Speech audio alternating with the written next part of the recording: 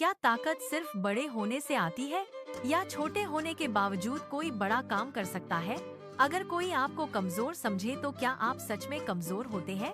यह कहानी है एक छोटे हाथी और एक नन्ही चिड़िया की, जिसने पूरे जंगल को असली ताकत का मतलब सिखाया। एक हरे भरे जंगल में एक छोटा हाथी रहता था, मोती। मोती बहुत प्यारा था, लेकिन थोड़ा घमंडी भी था। वह सोचता था, मैं सबसे बड़ा हूँ, इसीलिए सबसे ताकतवर भी हूँ। एक दिन मोती नदी के किनारे खेल रहा था। तभी एक नन्ही चिड़िया आई और बोली, क्या तुम मेरी मदद करोगे? मोती हंस पड़ा और बोला, तुम इतनी छोटी हो, तुम्हारी मदद से क्या होगा?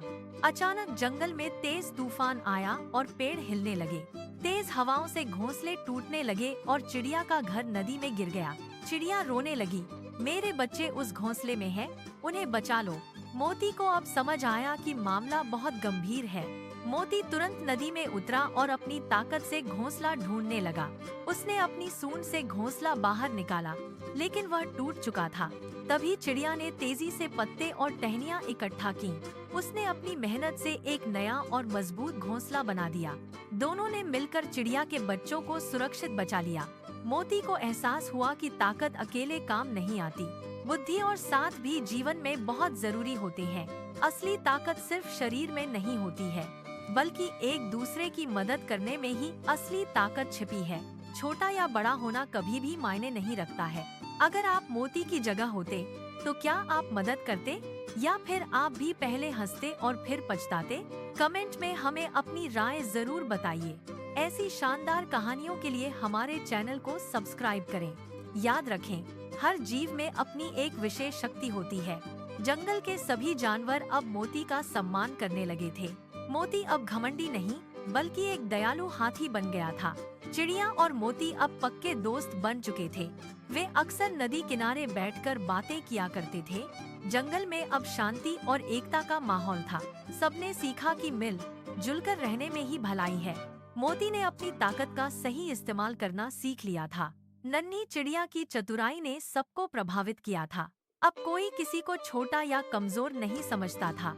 जंगल की खुशहाली में सबकी भागीदारी बढ़ गई थी। मोती अब हर किसी की मदद के लिए तैयार रहता था।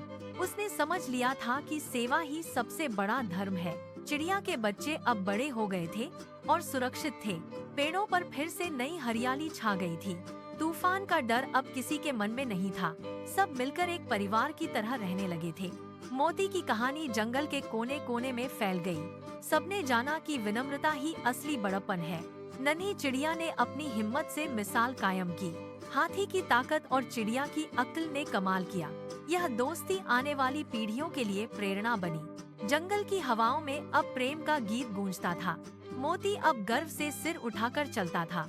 उसका गर्व अब अहंकार नहीं, बल्कि आत्मविश्वास था। जीवन का यह सबक हमेशा याद रखना चाहिए। दूसरों की मदद करना ही सबसे बड़ा पुण्य है।